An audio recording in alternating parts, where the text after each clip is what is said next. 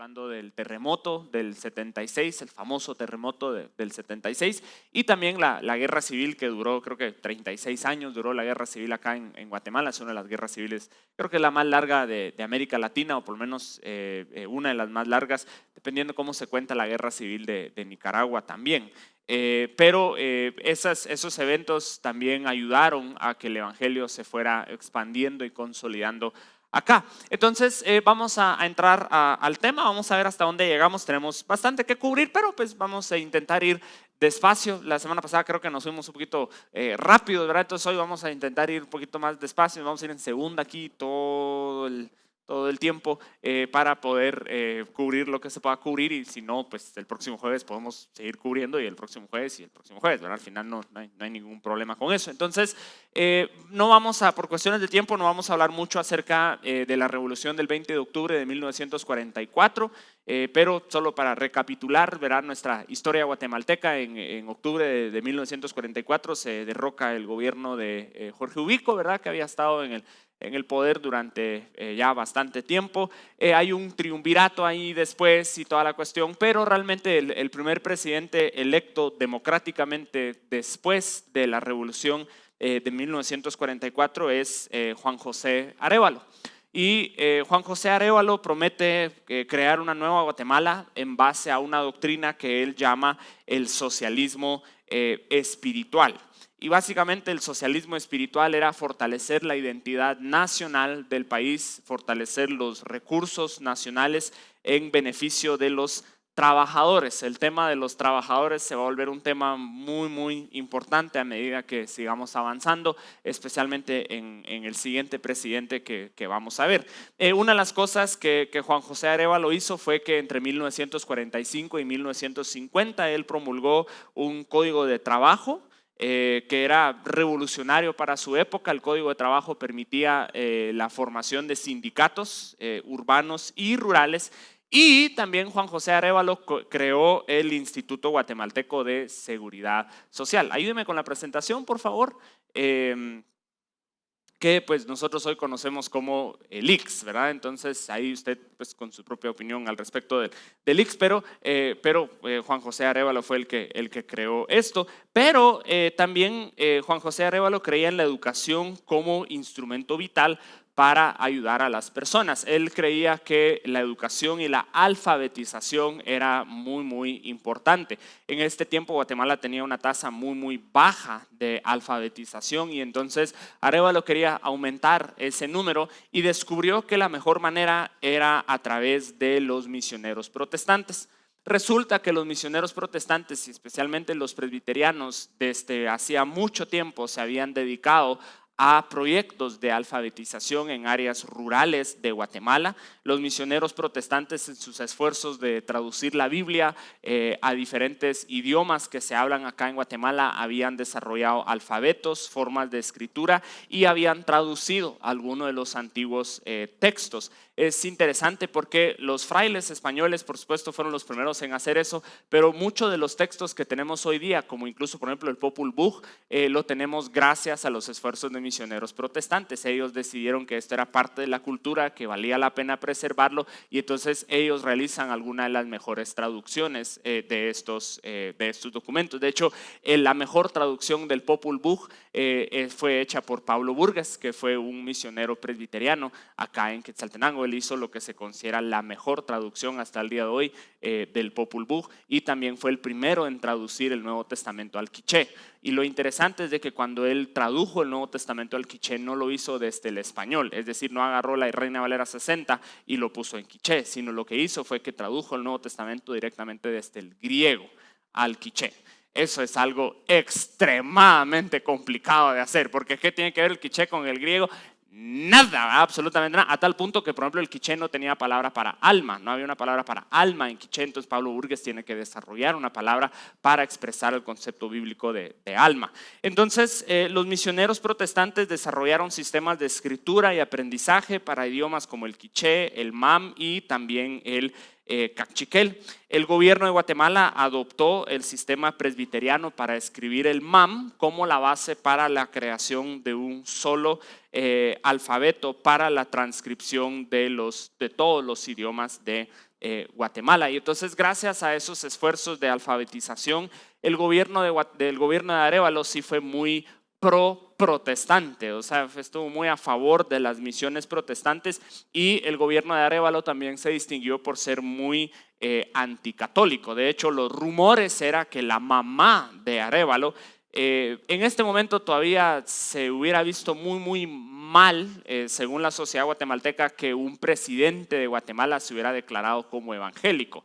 El primero y el más famoso por hacer esto fue Efraín Ríos Montt, ¿verdad? Él fue muy famoso porque él se convirtió al evangelio y predicaba todas las noches, ordenaba masacres por todo el país y luego en la noche terminaba predicando la palabra de Dios. Entonces es un personaje un tanto controversial. Entonces Juan José Arévalo nunca llegó al extremo de convertirse públicamente, pero se rumoraba que la mamá de Arévalo sí era cristiana protestante después de escuchar, porque ella escuchó una emisión radial de la misión centroamericana y se hizo evangélica.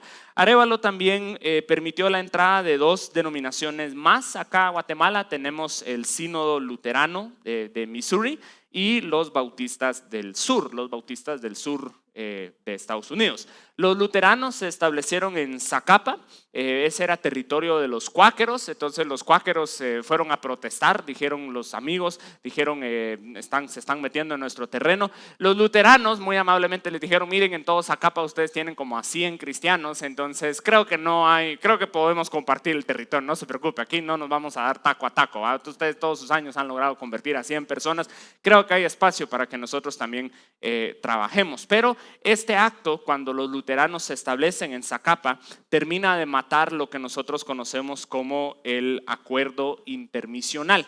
El acuerdo intermisional, como ustedes recuerdan, es el acuerdo que se firmó entre las diferentes denominaciones evangélicas acá en Guatemala para dividirse el país con territorios que se les asignaba a cada denominación. Acá en el occidente este territorio le pertenecía a la iglesia presbiteriana y a la iglesia centroamericana, y en oriente parte de Izabal, Zacapa, Chiquimula, todo eso le pertenecía a los amigos.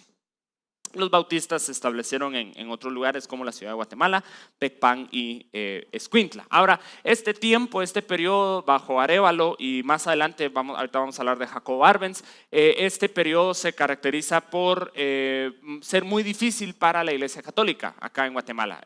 Habían leyes anticlericales.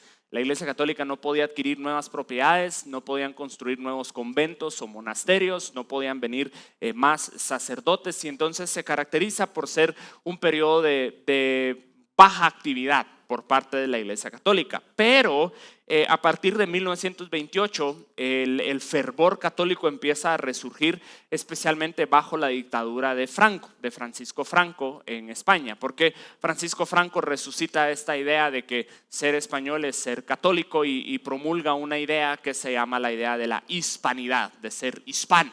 Y esto se empieza a poner de moda acá en Guatemala también. En 1928 se funda una orden católica que todos nosotros seguramente hemos escuchado, pero en referencias tenebrosas, que son los famosos Opus Dei, ¿verdad? Los Opus Dei son famosos porque son algo así como los masones, una cuestión así bien misteriosos, ¿verdad? Pero al final simplemente es una orden católica. También tenemos esta organización que se llama Acción Católica, que va a llegar a ser muy importante en Guatemala, y la orden de los Marinol, que también va a llegar a ser importante más o menos en nuestra historia más adelante. Entonces, Arévalo se distingue por los esfuerzos de alfabetización, ¿verdad? Un presidente muy a favor de las misiones protestantes, que le da mucha libertad a los protestantes de poder trabajar. La iglesia evangélica crece considerablemente bajo el gobierno de Arévalo, que dura 6 años aproximadamente. Y el siguiente presidente es un caso muy interesante. En 1950, Jacobo Arbenz Guzmán es electo como presidente de Guatemala. Y según muchos, Arbenz Guzmán se catalogaría como uno de los mejores presidentes de Guatemala, o incluso el mejor. Yo he escuchado a muchas personas que dicen que Jacobo Arbenz fue el mejor presidente que Guatemala ha tenido. Pues está bien, ¿verdad? O sea, esta es opinión de cada quien. Un par de datos interesantes sobre Jacobo Arbenz, que estoy seguro que la mayoría de nosotros conocemos. Por supuesto, él fue de Quetzaltenango, ¿verdad? Él era de aquí de Xela, y de hecho él fue bautizado de pequeño en la iglesia Betel. Sus papás eran presbiterianos, y Pablo Burgues bautizó a Jacobo Arbenz de pequeño. Entonces eso es muy interesante considerarlo. Arbenz avanzó mucho más la agenda liberal de Arévalo, y él buscó nacionalizar muchas empresas e industrias, y por supuesto, por lo cual se recuerda más a Arbenz Guzmán que cualquier otra cosa, fue por intentar desbaratar estas grandes fincas que yacían sin uso para entregarle las tierras a los pobres y a los trabajadores. Pero en este tiempo hay una gran disputa acerca de que si Arbenz fue comunista o no fue comunista. Nos vamos a meter a eso. No podemos decir a ciencia segura si Arbenz como tal fue comunista. Lo que sí podemos decir es de que muchos elementos de su gobierno sí eran comunistas. Muchos miembros de su gabinete sí eran comunistas abiertos y declarados. Y en los últimos años de su gobierno, Arbenz sí perdió el favor de muchas bases de poder, especialmente el ejército, y entonces tuvo que descansar más o apoyarse más sobre estos elementos más radicales. Por supuesto, acá en la década de los 50, en la historia global, tenemos el final de la Segunda Guerra Mundial, ¿verdad? En 1945 termina la Segunda Guerra Mundial, Hitler es derrotado, el imperio japonés es derrotado, pero en lugar de estas amenazas surge una nueva amenaza, que es la Unión Soviética. La Unión Soviética se convierte en el país más grande del mundo, es comunista, por supuesto. La Revolución Rusa de 1917 luego se consolida bajo Joseph Stalin, y el comunismo empieza a esparcirse por el resto del mundo. Algunos de los casos más famosos, por supuesto, es la China comunista, ¿verdad? Bajo Mao Zedong. Luego tenemos casos como Vietnam, donde Estados Unidos pelea una guerra de 30 años para intentar impedir que Vietnam se volviera comunista, porque la idea era que si Vietnam se convertía en un país comunista, todo el sudeste asiático se iba a volver comunista. Estados Unidos pierde la guerra, Vietnam se convierte en comunista, y nadie más se convierte en comunista. Está todavía el sudeste asiático tan tranquilos, y Vietnam termina siendo un país insignificante al final. Y aquí en América también hay los gobiernos de América Latina siempre han sido de tendencia izquierdistas por lo general. El socialismo es una idea muy atractiva acá en América Latina. Tengo mi teoría de por qué, pero no la voy a compartir. Pero sí tendemos a inclinarnos hacia gobiernos socialistas. Y los mejores ejemplos, por supuesto, fue en Nicaragua, ¿verdad? Con los sandinistas y los contra y todo esto. Y por supuesto Cuba. Cuando Cuba se volvió comunista en 1959, eso sí asustó mucho a Estados Unidos, porque Cuba está a 90 millas de la Florida. Entonces se puede llegar en balsa a la Florida.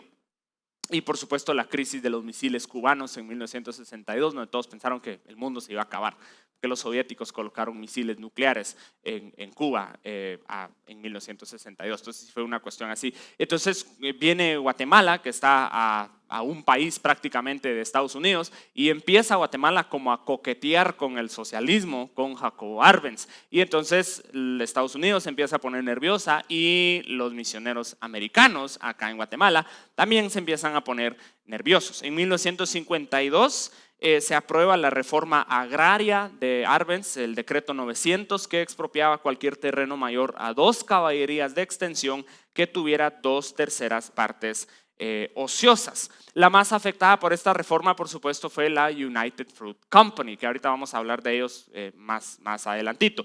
Pero lo interesante, otra vez, si retrocedemos un poquito, otra vez, desde muchos puntos de vista, podríamos decir que lo que Jacobo Arbenz quiso hacer, al final no lo logró de muchas maneras, lamentablemente, pero lo que quiso hacer de distribuir de manera más equitativa la riqueza en Guatemala, de darle a más personas tierras y posibilidades de salir adelante, es muy noble, ¿verdad? Gracias a Dios por eso, buenísimo. Lo interesante es de que si catalogamos a los presidentes de Guatemala en términos a qué tan abiertos eran o qué tan hostiles eran hacia el evangelio, Jacobo Arbenz fue uno de los presidentes más hostiles hacia el evangelio aquí en Guatemala.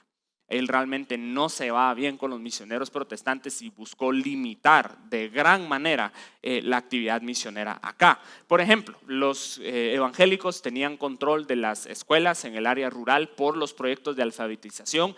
Viene Arbenz y en 1954 promulga una ley que requería que todos los maestros de alfabetización en las escuelas rurales contaran con un diploma nacional o un certificado de aptitud. El problema es de que si usted era protestante, a usted no le daban el diploma, punto.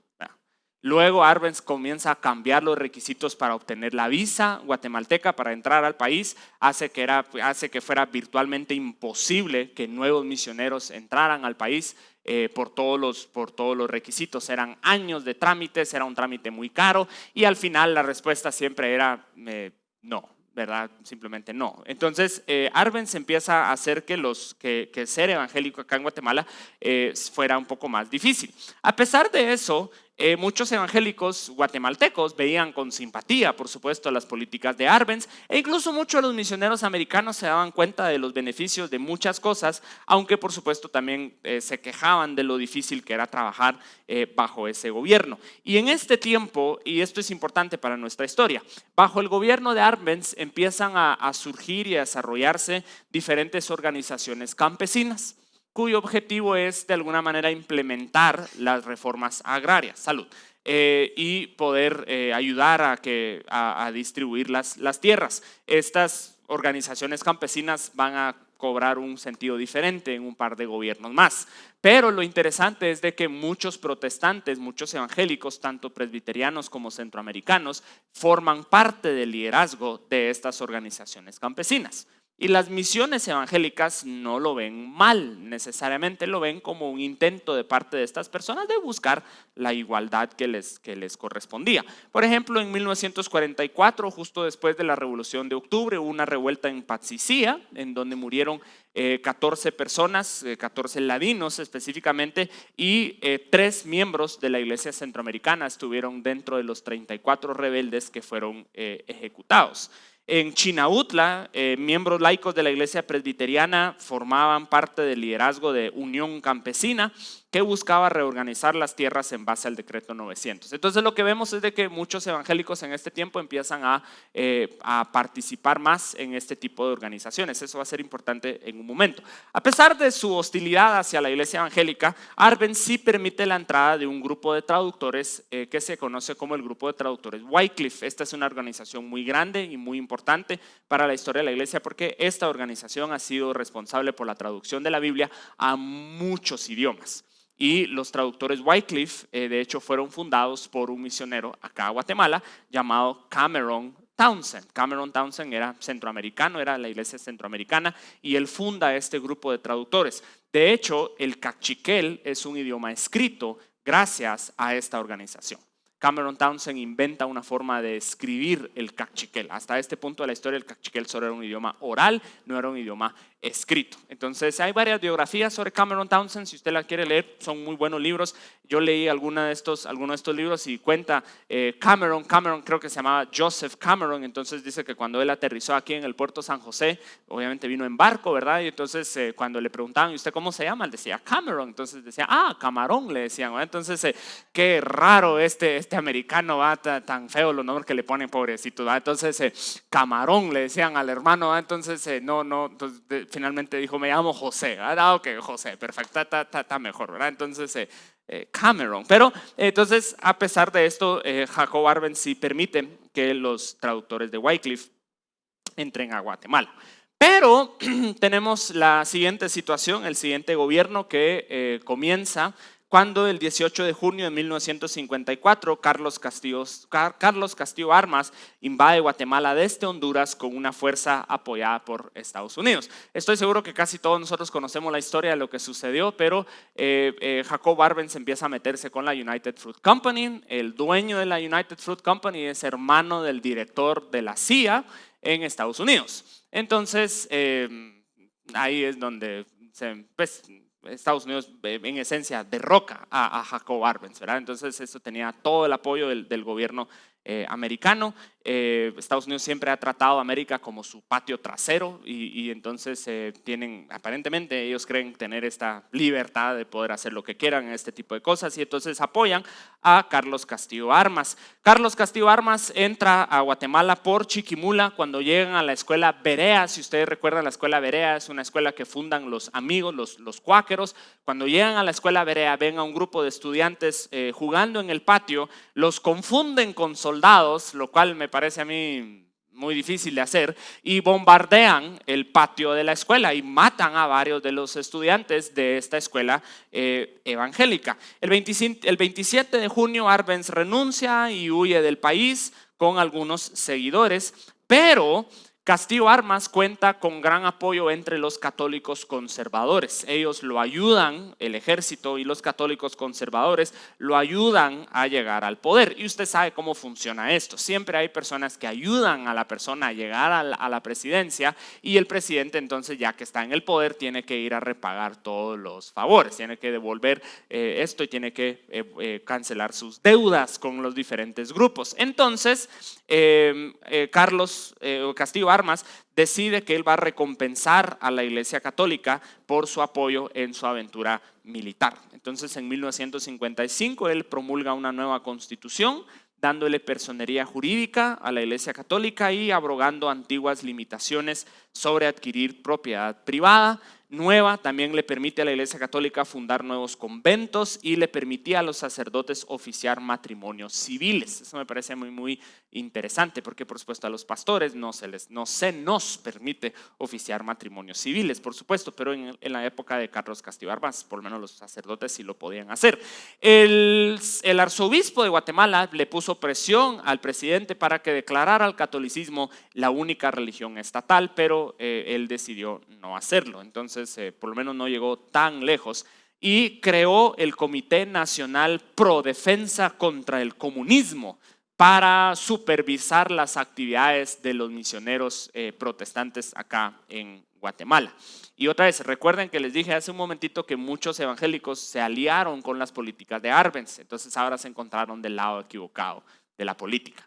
Y entonces empieza varios años de duras represalias en contra de los evangélicos. Tal vez no lo podemos denominar una persecución sistemática, pero sí podemos denominar esto como algo que definitivamente fue un periodo difícil para la iglesia evangélica. En Quiché, por ejemplo, expulsaron a la iglesia presbiteriana local y los amenazaron de que si regresaban al pueblo los iban a cortar en pedazos. En Santiago Atitlán, los lugareños golpearon brutalmente a los protestantes y los apedrearon, acusándolos de comunistas, pero también de no participar en el culto a Mashimón. Allí la verdadera razón, no tiene nada que ver con el comunismo, es por el culto a Mashimón. En 1956, en San Pedro Carchá, Alta Verapaz, se lanzaron cohetes contra una iglesia durante un servicio, quemando a varias personas, algunas de ellas severamente. Cuando los evangélicos se iban a quejar con los alcaldes les decían que ellos realmente no podían frenar la violencia. Entonces sería mejor que se fueran. Y entonces siempre los evangélicos han sido un grupo fácil de perseguir, realmente en toda la historia, todos los lugares. Esta es una de las razones por las cuales han perseguido a la iglesia. Los evangélicos tienden a ser un grupo aislado, un grupo diferente, un grupo un poco raro, un poco extraño, no cuadran exactamente con las demás costumbres, no cuadran con la cultura del pueblo, de la aldea, y entonces son un blanco fácil de persecución porque se pueden perseguir sin interrumpir el orden de la comunidad. Pero a partir de 1950 hubo un renovado interés misionero en Guatemala. En parte fue porque Arbenz puso a Guatemala en la mente de muchos estadounidenses por sus acciones políticas, y las agencias misioneras consideraban que era parte de su responsabilidad impedir que Guatemala continuara avanzando hacia el socialismo y hacia el comunismo como lo estaba haciendo Cuba. Y entonces en este momento se empiezan a formar algunas organizaciones que empiezan a hacer cosas interesantes, y aquí es donde el evangelio aquí en Guatemala empieza a crecer de manera exponencial, de manera mucho más grande. Por ejemplo, en la década de 1940 se funda una organización que se conoce como la Misión Latinoamericana o LAM, y LAM lo que hace es de que empieza a lanzar cruzadas masivas en Guatemala. y la primera la hace en 1962. Ellos son los primeros en empezar a utilizar la radio, en empezar a utilizar la televisión. Ellos empiezan a distribuir panfletos, van de puerta en puerta, ofrecen desfiles, ofrecen conciertos, alquilan estadios, empiezan a hacer un movimiento masivo para poder hacer una campaña masiva de evangelización.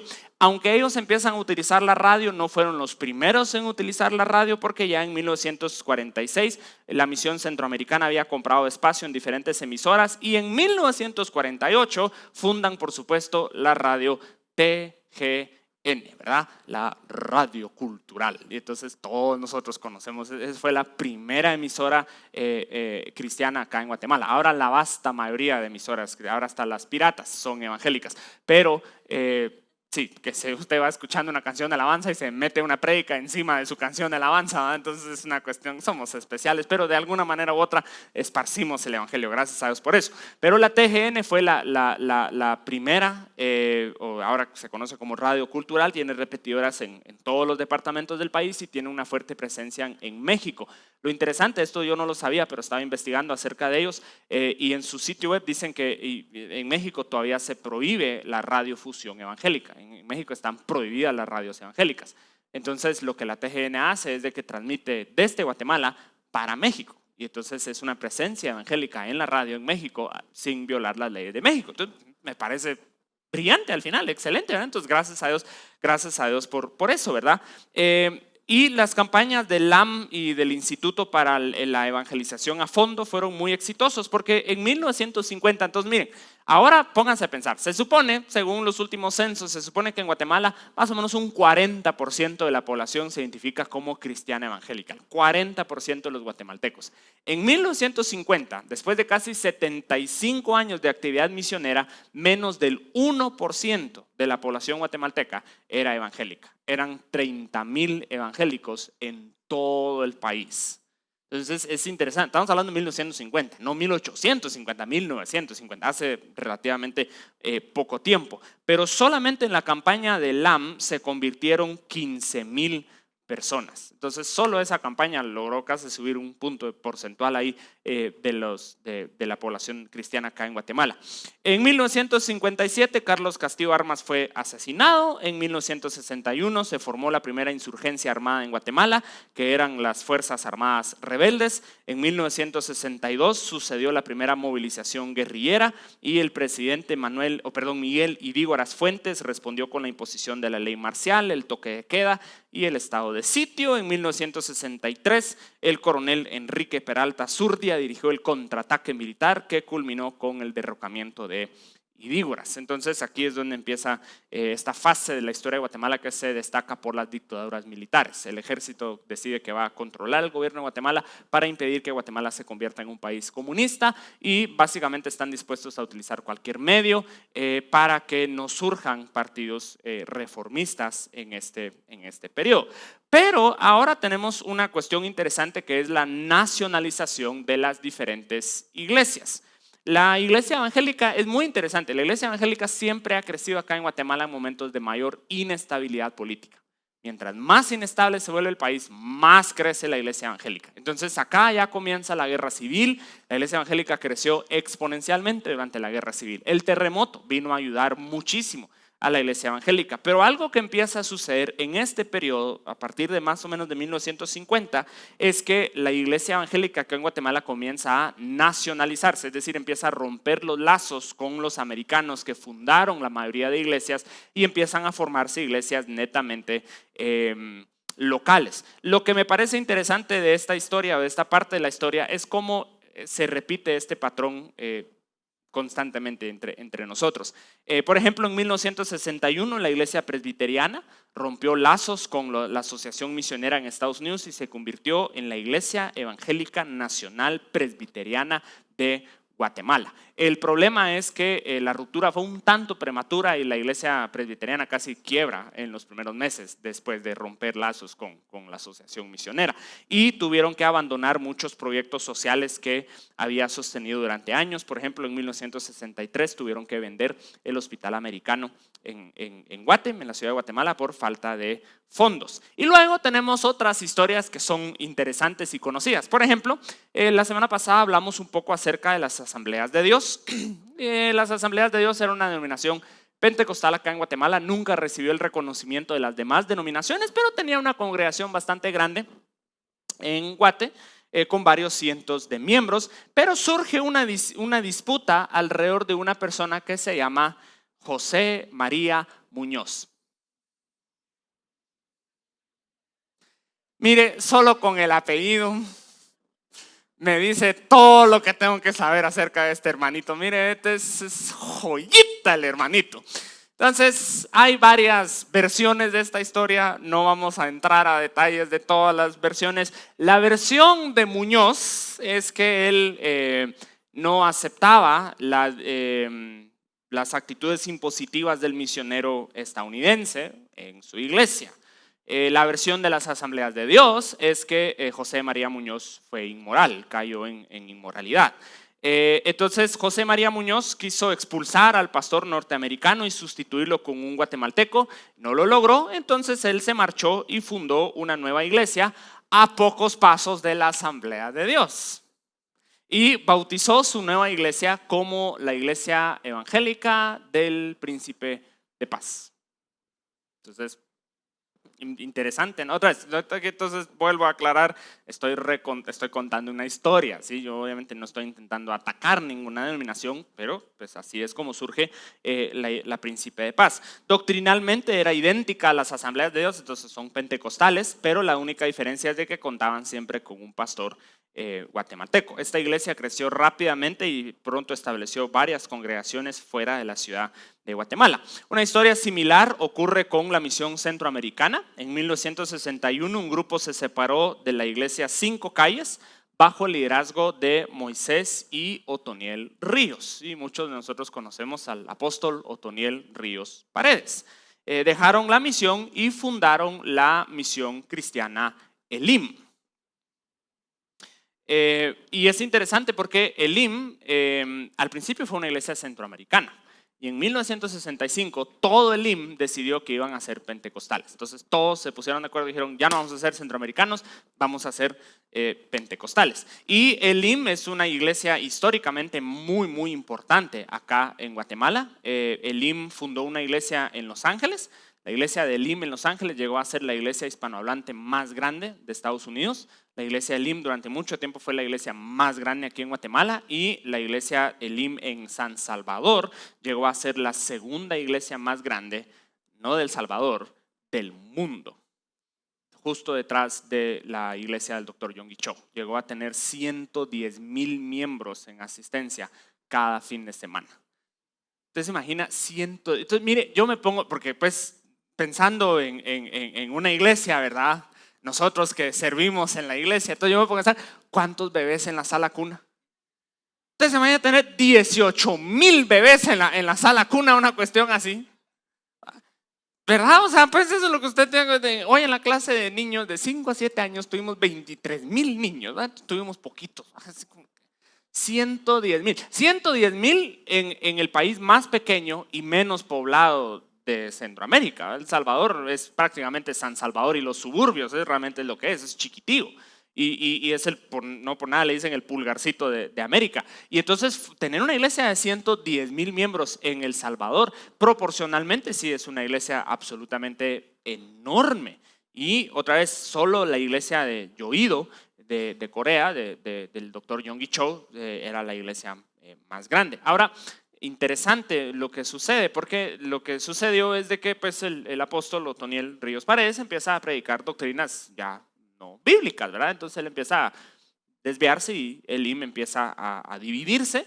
Elim todavía está, pero ya no es exactamente la misma. Ahora están otras iglesias que salen de Elim, como Palabra Miel, por ejemplo, es es otra de las iglesias que salen de Elim, y otro de los discípulos del apóstol Otoniel Ríos Paredes es el apóstol Sergio Enríquez, ¿verdad? De las iglesias Ebenezer. Entonces él es discípulo de Ríos Paredes, y entonces Ebenezer es una de las hijas, por así decirlo, de Elim. Entonces, muy interesante. Pero Elim fue grandemente utilizada por Dios para traer la revolución de la alabanza y la adoración aquí a Guatemala y América Latina, ¿verdad? Entonces hay muchas canciones que siempre mi papá las ponía ahí y todo, y de chiquito siempre, mi papá siempre fue fan de los voceros de Cristo, ¿va? Entonces siempre decía, mira, escuchamos esta canción de los voceros, feas esas canciones cuando estaba chiquito, aburridas, el viejito ahí tocando guitarra, y un montón de palabras que saber, ni que el sol en su cenit, ni saben ni quiere hacer un cenit y con qué se come, a mí qué me importa. Pero llega uno a una cierta edad. Llega uno a una cierta edad en donde de repente esas canciones empiezan a tener sentido y uno se identifica con la perdida oveja. O sea, es una cosa, eres tú, dice la, sí soy yo, así es una cosa increíble. Entonces, oh alma mía, pero